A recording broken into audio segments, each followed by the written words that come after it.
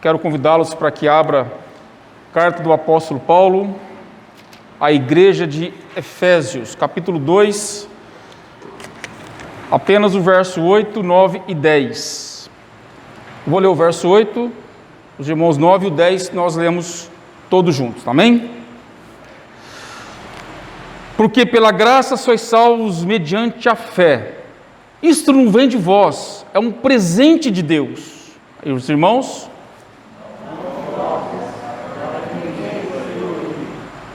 Todos juntos? Pois somos feitura dele, criados em Cristo Jesus, para boas obras, os quais Deus de antemão preparou. Amém. A carta de Paulo, escrita à igreja de Éfeso, originalmente ela foi dirigida na Ásia Menor, e lá nós vamos identificar que essa comunidade, a igreja de Éfeso, ela foi uma igreja formada pelo trabalho árduo do missionário e apóstolo Paulo. Nós podemos ver que a carta aos Efésios, ela não vai surgir assim da noite para o dia. Paulo, quando escreve a carta a essa igreja, nós vamos ver aqui, através de outros textos, que foi um processo longo, um processo penoso e um trabalho missionário em conjunto de várias pessoas. Paulo, o apóstolo, ele dedica 2 anos de trabalho, e de trabalho muito intensivo nessa cidade. Ele tinha um propósito de plantar uma igreja na cidade de Éfeso. E aqui eu gostaria que os irmãos acompanhassem comigo alguns versículos da Escritura, para que nós possamos embasar o que nós estamos falando. Então nós vamos ler, por exemplo, lá em Atos, no capítulo 18. Acompanha comigo, por gentileza. Atos, capítulo 18. Olha que interessante o que está escrito aqui em Atos, capítulo 18. Atos 18, verso 18 e 19. Diz assim: Mas Paulo, havendo permanecido ali ainda muitos dias, por fim, despedindo-se dos irmãos, navegou para a Síria, levando em sua companhia Priscila e Áquila, depois de ter raspado a cabeça em Secreia, porque tornara voto. Chegados aonde, irmãos? A Éfeso. Chegado aonde? A Éfeso. Deixou-os ali. Ele, porém, entrando na sinagoga, pregava aos judeus. Olha o verso 24. Nesse meio tempo, chegou aonde? A Éfeso, um judeu natural de Alexandria, chamado Apolo, homem eloquente e poderoso nas Escrituras. Verso 1, capítulo 19, lê para nós. Aconteceu, estando Apolo em Corinto, Paulo chegou a... Isso, olha que interessante. Então nós vamos ver também um outro personagem. Olha só que bênção que era essa igreja de Éfeso. Nós temos ali um plantador de igreja que planta uma igreja na cidade de Éfeso, a igreja de Éfeso, e nós temos um outro pastor chamado João, que pastoreia a igreja de Éfeso. Além de Paulo ter ali plantado uma igreja com labor intensivo de trabalho e dedicação, nós vamos ter um pastor, o pastor João, que também pastoreia a igreja de Éfeso. Acompanha comigo lá no capítulo 2, no versículo 1 do Apocalipse. Apocalipse 2, verso 1. Olha lá. Ao anjo da igreja em Éfeso escreve: Estas coisas diz aquele que conserva nas mãos direitas as 7 estrelas e que ainda no meio dos 7 candeeiros de ouro. Ou seja, Paulo planta a igreja e João pastoreia essa igreja. Outro texto que eu queria ler com os irmãos é Efésios capítulo 3, versículo 1. Efésios capítulo 3, agora aqui com a escrita do apóstolo Paulo, à igreja de Éfeso. O que diz aí? 3:1. Por esta causa eu, Paulo, sou o quê? Por amor de vós. Olha que interessante. Então Paulo, quando você vai identificar aqui, Paulo era um homem que tinha um foco, tinha um propósito e trabalhava para quê? Para que ali pudesse nascer uma igreja cristã. E não só isso. Paulo dedicava-se com muito amor a essa igreja. Ele orava para essa igreja, ele trabalhava para essa igreja, ele trouxe pessoas do seu convívio para que pudesse fazer um trabalho naquela cidade, naquela igreja. Um ponto importante dessa carta, que eu quero dizer, é que o serviço do apóstolo Paulo era um serviço exaustivo, irmãos. Exaustivo. Eu costumo dizer que servir a Cristo não é fácil. Servir a Cristo exige de nós, muitas vezes, abrir mão de coisas. É por isso que Jesus, muitas vezes, quando as pessoas chegavam próximo dele, Jesus falava assim, deixa seu pai ou sua mãe, deixa isso ou aquilo. Por quê? Porque Jesus não tinha onde reclinar a cabeça. Então, seguir a Jesus Cristo, viver uma vida cristã, não é fácil. Exige de nós abrir mão de muitas coisas, para que nós possamos servir a Deus. Nós temos que lembrar o apóstolo Paulo. Quem era Paulo? Paulo era um judeu conhecido, um judeu que tinha, vamos dizer, credenciais. E quando Paulo se converte ao Evangelho de Jesus, ele deixa tudo aquilo ali, daquela vida que ele tinha, para quê? Para ser um missionário, plantador de igreja, e onde Paulo passava, ele deixava ali registrada uma igreja pelo seu trabalho intensivo e por amor que ele tinha a Jesus Cristo. Isso é interessante. A finalidade do trabalho de Paulo, o que seria? Por que Paulo ele era apaixonado pela igreja? Por que Paulo, de forma exaustiva, ele plantava a igreja? Por que Paulo tinha sonho, por exemplo, até de ir na Espanha plantar uma igreja? Sabe por quê? Porque ele queria ver a glória de Deus se manifestada. Se de fato eu amo a Deus, e se de fato eu amo a Jesus, eu entendi que sou salvo pela graça de Deus, a minha vida tem que ser uma vida de serviço, aonde o foco principal é que Deus será conhecido pela sua glória através de nós. Deus não vai mandar pessoas para essa igreja. Deus não vai abrir uma igreja aqui do lado da Unesp, se eu e você não colocar a mão no arado. Não é assim que funcionam as coisas no reino de Deus. Deus nos chama para o serviço. O texto diz que nós somos salvos pela graça, e graça é presente de Deus. O instrumento da nossa salvação é a fé em Cristo Jesus, mas o propósito da nossa salvação é trabalhar e fazer as obras que glorificam o nome de Deus. Eu pergunto para nós, qual que é a principal missão da igreja? Você, como cristão, qual que é a sua missão como cristão? Pregar o Evangelho. E fazer o nome de Deus conhecido. A minha função, a sua função é pregar o Evangelho. A minha vida, a sua vida é viver para a glória de Deus. Nós, como cristãos verdadeiros, só vamos atrair pessoas para o nome de Jesus a partir do momento que nós amamos a Deus em primeiro lugar, e esse amor é demonstrado em atos ao próximo.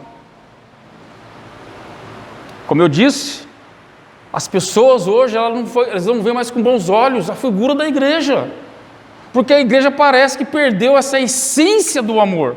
E quando você olha para Apocalipse capítulo 2, Jesus, quando está sondando a igreja de Éfeso, plantada por apóstolo Paulo, no qual teve o privilégio de ter João como seu pastor, olha o que ele fala: conheça as tuas obras. Ele conhece as obras, ele conhece as nossas obras.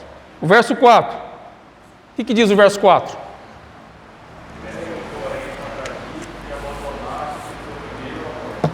Olha, a igreja plantada por Paulo, pastoreada pelo João, uma igreja que estava sendo sondada pelo dono da igreja, que é o Senhor Jesus Cristo.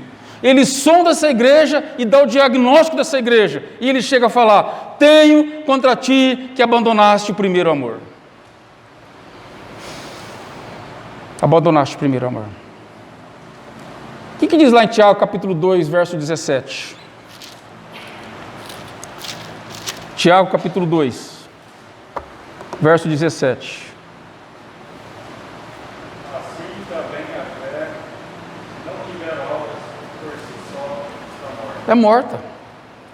Não adianta eu dizer e professar uma fé, se não autentico a minha fé, servindo as pessoas, amando pessoas, vivendo para a glória de Deus, manifestando frutos de gratidão, de alegria, confirmando no meu coração que o propósito maior que Deus me chamou é para viver para a glória de Deus, servindo ao próximo.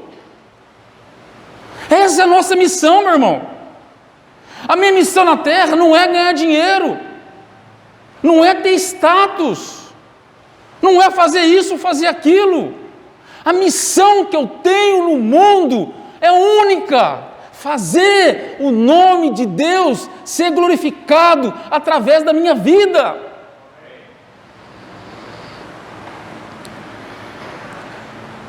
Você pode ter a certeza se de fato é um filho de Deus. Como? Como que eu tenho certeza?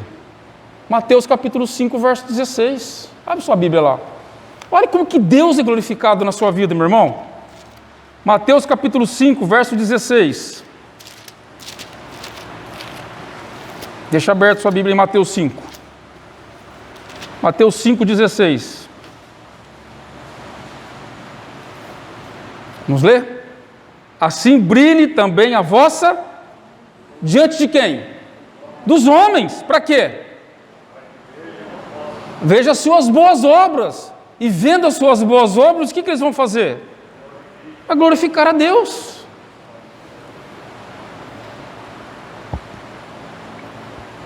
É isso. Brilhe a vossa luz. Irmãos, nós somos sal e luz num mundo que está se perdendo, num mundo sem luz, num mundo em pecado, um mundo sem gosto, um mundo sem esperança, um mundo sem paz, um mundo vazio. Nós temos a mensagem que pode de fato preencher o coração dessas pessoas que estão vivendo desesperadas. Nós temos a mensagem, nós temos a verdade, nós temos o Evangelho, nós temos Cristo.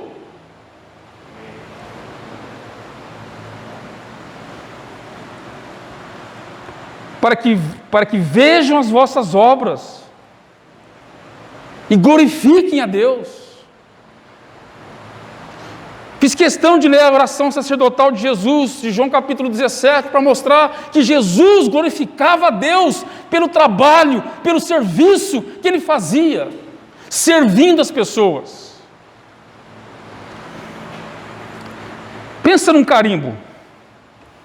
Quem trabalha aí sabe o que quer dizer um carimbo, né? Você carimba e você autentica alguma coisa. O que autentica a minha vida como cristão? Os meus frutos. Não é o que eu falo, é o que eu faço. É o que eu faço, irmãos. As obras de Deus que nós fazemos em amor gera o quê? A evidência e o carimbo da nossa eleição. Efésios 2, verso 10. O Catecismo de Heidelberg diz que todos os cristãos serão glorificados pelas suas obras, porque eles glorificaram a Deus, porque eles foram bênção no reino de Deus, tanto na ordem física como na ordem espiritual. Abre sua Bíblia lá em 1 João capítulo 2, verso 6 e 1 João 3, 17. Lá no finalzinho da sua Bíblia. 1 João 2, 16.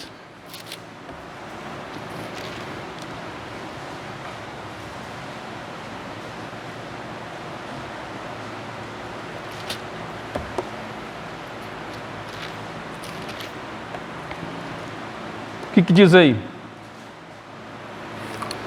E nós conhecemos e cremos no amor que Deus tem por nós. Deus é amor, e aquele que permanece no amor, permanece Deus e Deus nele. 1 João 3,17. O que diz aí? Capítulo 3, verso 17. 1 João 3,17. Filhinhos, não vos deixei enganar por ninguém, aquele que pratica a justiça é justo, assim como ele é justo. Ou seja, a minha fé, ela vai autenticar as minhas obras. O serviço a Deus, em última instância, não é um serviço para eu receber algum lucro, alguma glória. Todo serviço que eu presto em amor ao próximo vai redundar na glória de Deus. Eu fico pensando, Jesus deu uma ordem para nós. Marcos 16 e Mateus 28. Está lá. Está lá. Não tem como negar. Ide por todo mundo, pregar o evangelho a todas as pessoas, batizando o nome do Pai, do Filho e do Espírito Santo. Como que eu faço isso? Amando. Porque eu olho para uma pessoa e vejo nessa pessoa um vazio, um desespero, e ela precisa da verdade, ela precisa do evangelho, ela precisa entender que Jesus Cristo está ali batendo na sua porta para que ela receba a graça de Deus. Mas todas as vezes que eu passo perto das pessoas e rejeito as pessoas, e olho com a cara feia para essas pessoas, e não quero essas pessoas, eu estou demonstrando que de fato eu não amo essas pessoas. Eu não amo essas pessoas. E se eu não amo essas pessoas, o amor de Deus não está em mim. Para que eu possa amar alguém, primeiro Deus me amou, e eu tenho que entender que esse amor que Deus me amou, me livrou, me salvou, porque eu era um pobre, miserável pecador.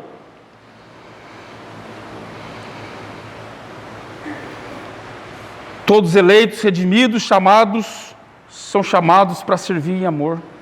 Quanto mais o servo se humilha, dedica, consagra, desgasta, mais ele contribui para o crescimento, para a santidade.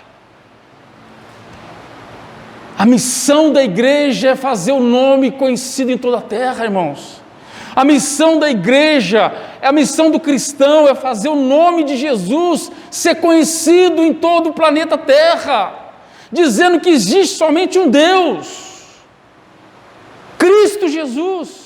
E este crucificado, aquele que morreu por nós, aquele que sangrou por nós, aquele que foi no Calvário por nós, aquele que deixou sua glória no céu e veio aqui dedicar para nós.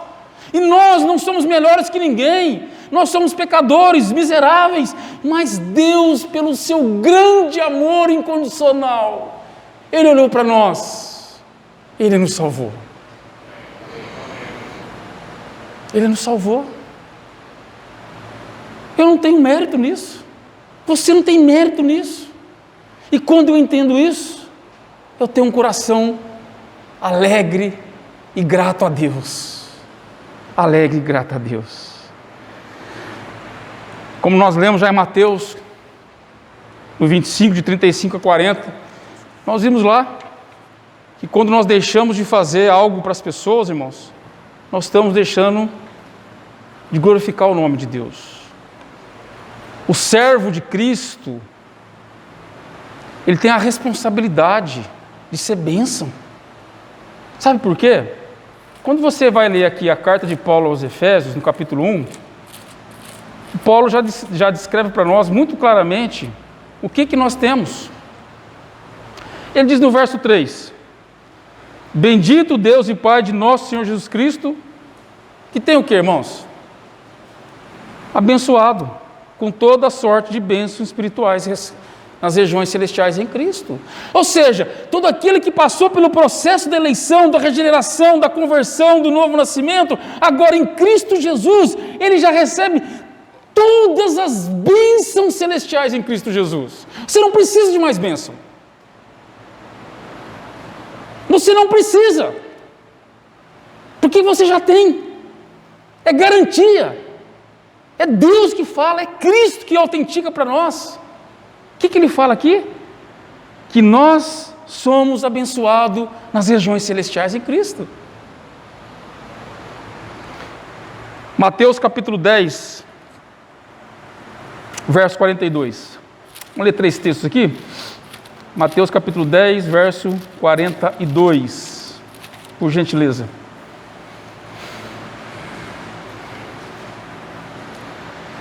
E quem dera beber, ainda que seja um copo de água fria, a um destes pequeninos, por ser este meu discípulo, em verdade vos digo que de modo algum perderá o seu galardão. 2 Coríntios capítulo 5, verso 10. Segunda carta de Paulo aos Coríntios, capítulo 5, verso 10. Igreja, lê? Porque importa que todos nós, perante o tribunal, para quê, irmãos? Com qual finalidade? Para que cada um receba segundo o bem ou mal que tiver feito por meio do seu corpo. Quando nós estivermos diante do tribunal de Cristo Jesus, nós vamos receber aquilo que nós fizemos aqui nesse mundo. E quando nós negamos ajuda ao nosso próximo, quando nós ficamos indiferentes às pessoas, irmãos, nós vamos responder por isso. Apesar que nós vivemos num mundo hoje onde não existe mais responsabilidade pelos seus atos, diante de Deus, todos nós vamos responder por aquilo que nós fazemos. Nesse mundo não. Na pós-modernidade não existe mais isso. Ninguém mais se responsabiliza pelos seus atos, né? Não pode mais. Mas diante de Deus não. Diante de Deus eu vou prestar conta do meu ministério. Eu vou prestar conta daquilo que eu trago como mensagem para a igreja. Nós, como pastores, muitas vezes somos desafiados a não pregar o evangelho, a não pregar a verdade de Deus, porque nós queremos negociar com as pessoas. Não! Porque eu sei que diante do trono de Deus, do tribunal de Cristo, um dia prestarei contas daquilo que entreguei para vocês. E vocês vão prestar conta daquilo que ouviram. Não tem desculpa. Não tem desculpa. Apocalipse 22, 12.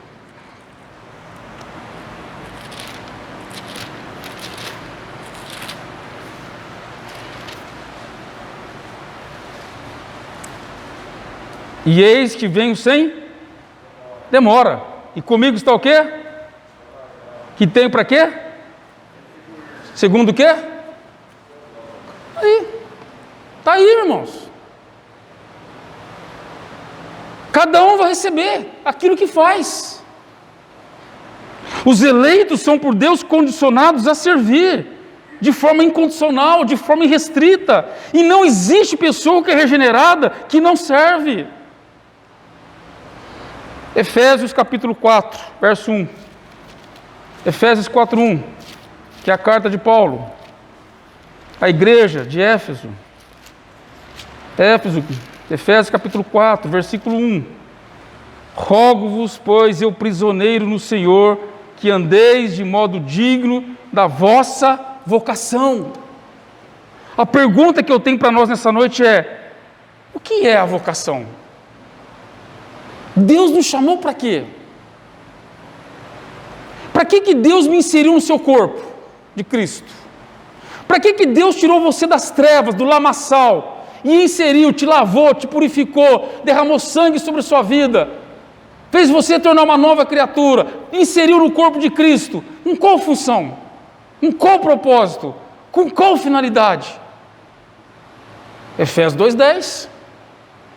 Para servir. Para servir, irmãos. E você sabe o que significa a palavra galardão? Significa miteos, que significa salário, é uma recompensa. Então, todas as vezes que nós olhamos para o nosso próximo, nós servimos o nosso próximo, demonstrando o amor em atitude, nós vamos receber na eternidade recompensa.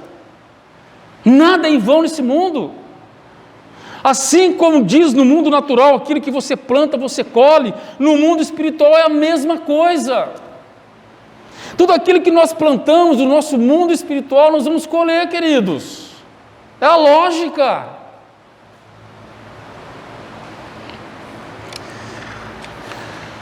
Todos que estão em Cristo Jesus, permanecendo em Cristo Jesus, dão frutos. João capítulo 15, vamos lá. Hoje você vai aprender Bíblia, Escritura, Palavra de Deus. O que diz lá em João capítulo 15, verso 4, por exemplo? Permanecer em mim, eu permanecer em vós, como não pode o ramo produzir fruto de si mesmo, se não permanecer na videira, assim não podereis dar frutos. O que diz o verso 8? Como que Deus é glorificado? A igreja, vamos lá, como que Deus é glorificado? Verso 8. Isto é glorificado, meu Pai, em que deis muito fruto, e assim vos tornareis meus. Como que Deus recebe glória, irmãos?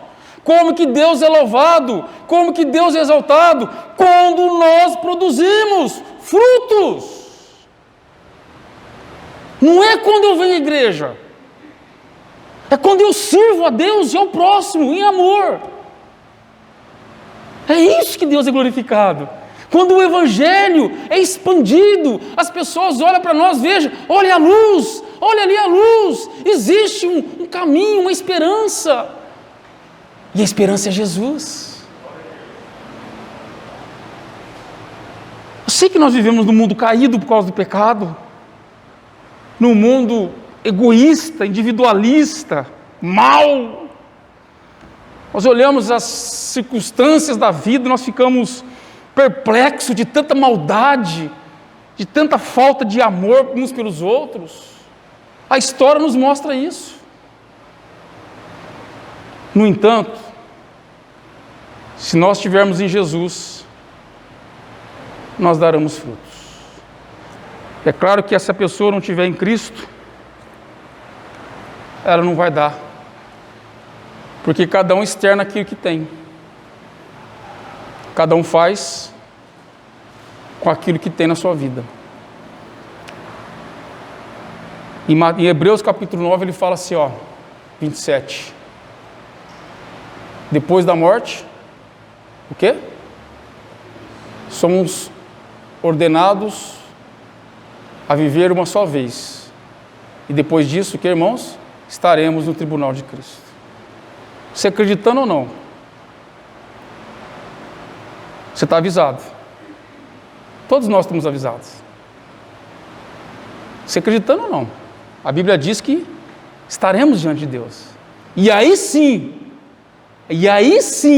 que vai aparecer de fato quem nós somos como cristãos. Aqui é tranquilo. Aqui nós podemos enganar. De Deus não se zomba. Aquilo come, planta e se ele colhe. E Deus está falando no nosso coração hoje, irmãos, que nós precisamos autenticar a nossa conversão, praticando as boas obras. O Catecismo, pergunta 86, diz assim: se exclusivamente pela misericórdia de Deus somos libertos de Cristo, das misérias desse mundo, sem qualquer merecimento, nós temos que praticar como evidência da nossa salvação, as boas obras. Catecismo de Heidelberg, escrito no século XVI. Porque Cristo nos redimiu pelo seu sangue, pelo Espírito Santo, fazendo de nós uma nova criatura.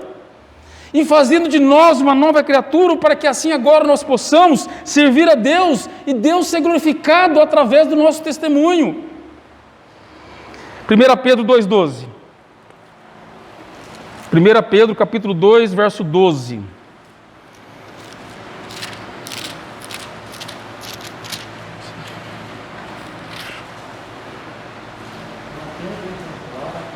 Pode ler para nós, Roberto, isso, por gentileza.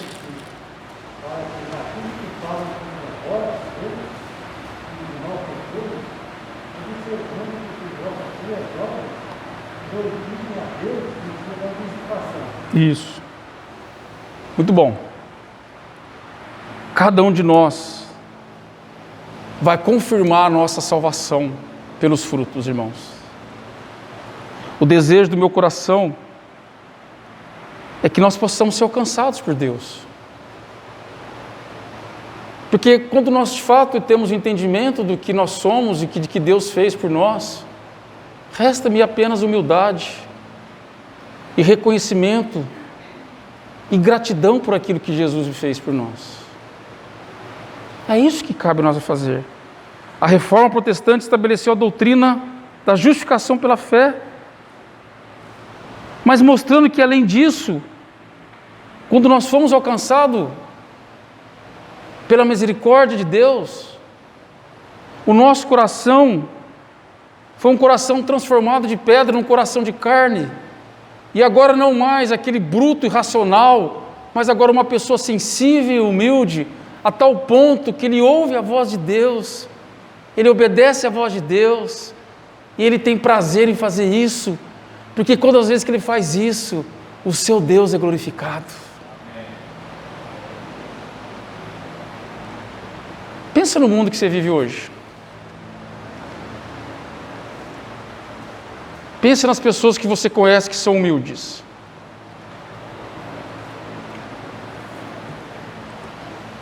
Você conhece? Você conhece cristãos que são humildes? Que desde ficar brigando com as pessoas, elas servem as pessoas? Conhece? Você sabe que a história da igreja é uma história sangrenta, por disputas, brigas, separações. Quantas igrejas e denominações brigaram entre elas e formaram outras tantas, por causa de querer ser mais que o outro, a arrogância, a soberba, achar que pode fazer alguma coisa? Sabe o que é isso? São pessoas que nunca foram convertidas, nunca passaram pelo processo de novo nascimento. Porque Deus não é Deus que divide, Deus é o Deus que une. A Bíblia diz que o nosso Deus é um Deus de unidade, não um Deus de divisão. E todas as vezes que nós temos pessoas que gostam disso, você pode ter certeza, ela não é de Deus, ela vem do inferno. Quem causa divisão vem do inferno, não vem de Deus. O nosso Deus é um Deus de ordem, decência, reverência, unidade, amor, responsabilidade, serviço, alegria. Esse é o Deus da Bíblia, irmãos. É um Deus que une. A Bíblia diz que Deus escolheu um povo dentre todos os povos. E Deus está preparando esse povo, que vai ser resgatado na volta do Senhor Jesus. Se vai ser na nossa ou na próxima geração, não sei. Mas é isso que a Escritura diz. Que Deus, em toda a história da redenção, Ele está preparando um povo unido, exclusivo, um povo que ama a Deus e vive para a glória de Deus. O salvo em Jesus Cristo, como diz a Bíblia, ele é o templo do Espírito Santo. Deus não habita mais em templos feitos por homens. Deus habita dentro de pessoas. E se de fato Deus habita em você, a sua atitude demonstra se de fato você é ou não um convertido. Você é um convertido? Ou você é um religioso? As evidências e a sua prática são aquilo que autentica a nossa vida. Em Colossenses capítulo 3, verso 23 e verso 24, tem algo interessante que Paulo nos escreve aqui. Colossenses, no capítulo 3, verso 23 e verso 24, diz assim: tudo quando fizerdes, fazei de que, irmãos? Para quem? E para os homens também? Para os homens? Para Deus. Eu estava vendo um filósofo falando sobre... Olha que interessante, o cara é filósofo e ele usou a expressão bíblica de Apocalipse com respeito à igreja de Sardes, capítulo 3. Quando fala lá que o povo de Deus era o quê? Não é de Sardes não, desculpa. A igreja daquele povo que é morno. Não era frio nem quente, Laodiceia. A igreja de Laodiceia. Eu achei interessante ele descrever, um filósofo descrevendo um texto das Escrituras, dizendo que, naquele texto ali de Apocalipse, que Deus, a vontade de Deus é vomitar a pessoa que é morna. E ele vai descrever a palavra morna no original, no latim. Você sabe o que significa a pessoa morna? É a pessoa mais ou menos, conhece? Eu vou fazer um trabalho para a glória de Deus, eu vou fazer mais ou menos. Ah, não, esse aqui tá bom, ó. Aqui, ó, mais ou menos. Você acha que Deus aceita mais ou menos? Pensa um pouquinho agora. O que vocês acham? O Deus santo, santo, santo, o Deus criador de todas as coisas, o Deus que criou todas as coisas com perfeição, o Deus que nos criou, o Deus que nos elegeu, o Deus que tem o controle do céu, a terra, as estrelas, tudo roda no controle da mão do Senhor.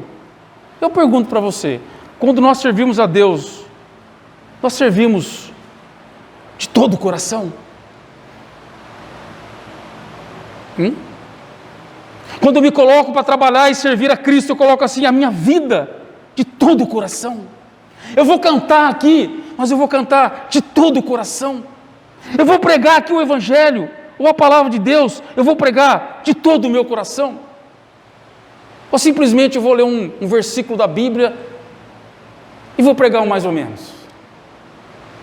Deus não se alegra com mais ou menos, dá ânsia de vômito em Deus. Aquilo que nós fazemos de qualquer jeito, melhor não fazer. E aí diz aqui o texto, né?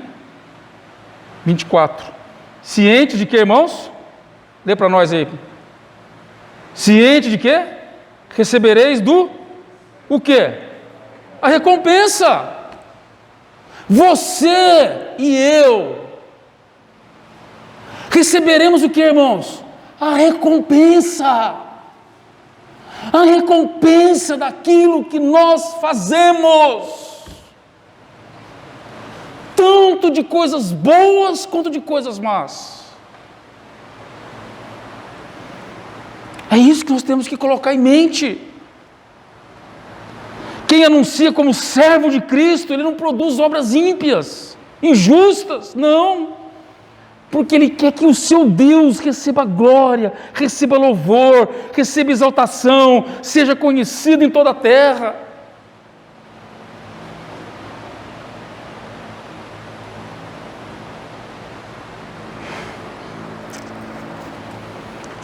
O tempo está estendendo. Eu queria terminar com uma história.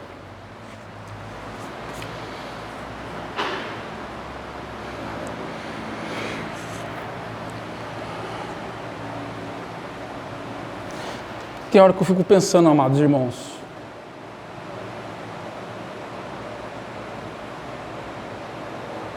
como que o Senhor vai nos encontrar de que nós partimos?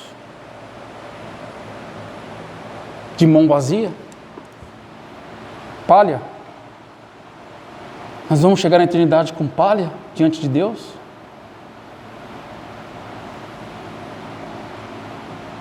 É isso? Quando estiver diante do Senhor Jesus Cristo, o Rei dos Reis, Senhor dos Senhores, como estarei diante dEle? Como? Você já parou para pensar nisso? A vida é muito breve, querido. Todos os cultos e todas as mensagens que eu prego há mais de 10 anos, há mais de 15 anos, eu sempre tenho alertado as pessoas, a vida é curta.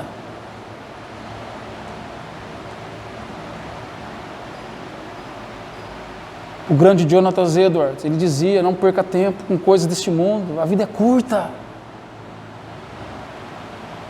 Pessoas morrem todos os dias. Aliás, eu lembrei, esqueci de orar pela família de um grande amigo nosso. Um rapaz muito querido da nossa família.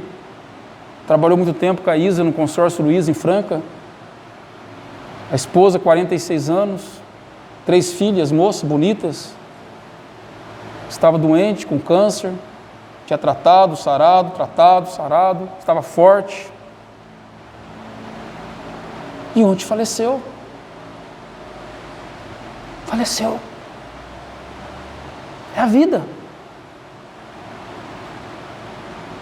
O mundo é cheio de ilusões. Tem gente que acredita que vai melhorar esse mundo. Vai vir político A, B, C, como que as coisas vão... Mentira. Não é isso que a Bíblia diz. Você está enganado. Nós estamos no começo da grande tribulação. E eu afirmo aqui no púlpito, baseado na Escritura Sagrada, a Palavra de Deus, há tempos piores para vir. Então não perca seu tempo com futilidades, coisas que não levam e não agregam nada no reino de Deus.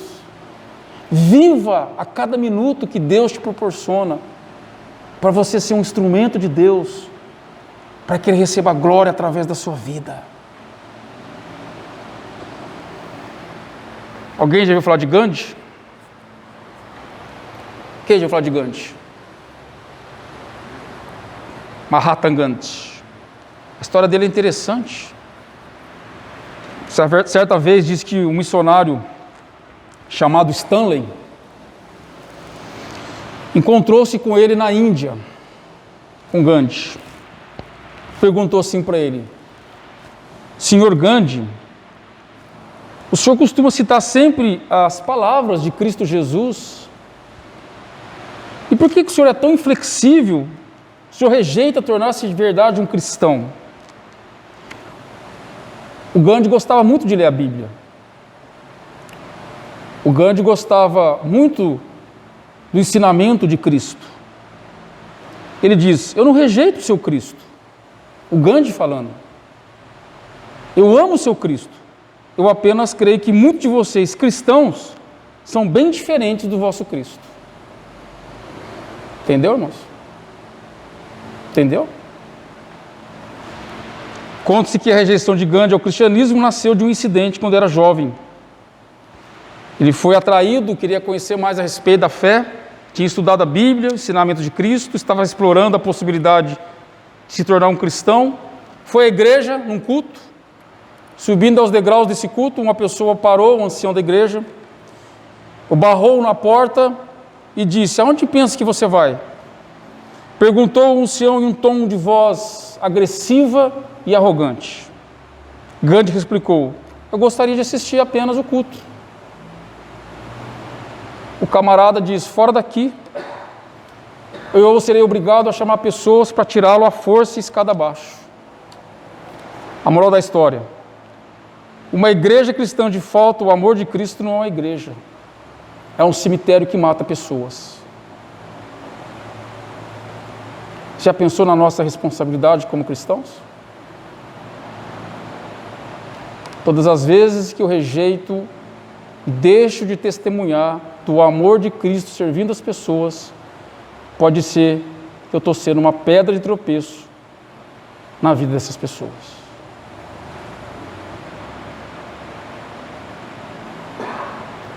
Eu gosto do seu Cristo, mas não gosto dos seus cristãos, porque os seus cristãos não tem nada a ver com o seu Cristo.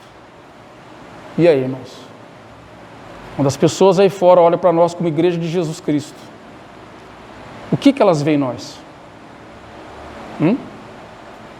Será que aquilo que nós professamos aqui na igreja, nós conseguimos espalhar para que as pessoas olhando em nós vejam Deus brilhar na vida delas?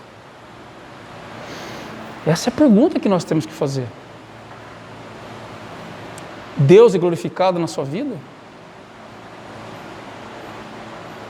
Quando as pessoas olham para mim e para você, ela consegue identificar que você é um cristão? Ou é um impostor, como dizia o Charles Haddon Spurgeon? Somos impostores ou somos cristãos? Porque o verdadeiro cristianismo resume em duas palavras: amor e serviço. Se não tiver amor no meu coração, e se eu não estou disposto a trabalhar, você não pode ser cristão. Você tem que procurar outro lugar. O cristianismo resume em amor ao próximo, amor a Deus e serviço ao próximo e serviço para a glória de Deus. Caso contrário, irmãos, infelizmente perdemos tempo nesse mundo tão rápido que passa, sendo nós apenas peregrinos por esse lugar. Que Deus te ajude, irmãos. Que a graça de Jesus Cristo, de fato, possa transformar o seu coração. Que o meu coração, o seu coração não seja egoísta, mas seja um coração que consegue compartilhar do amor de Deus com as pessoas. É isso que vale na eternidade. Eu ser bênção na vida de pessoas. Que Deus te abençoe.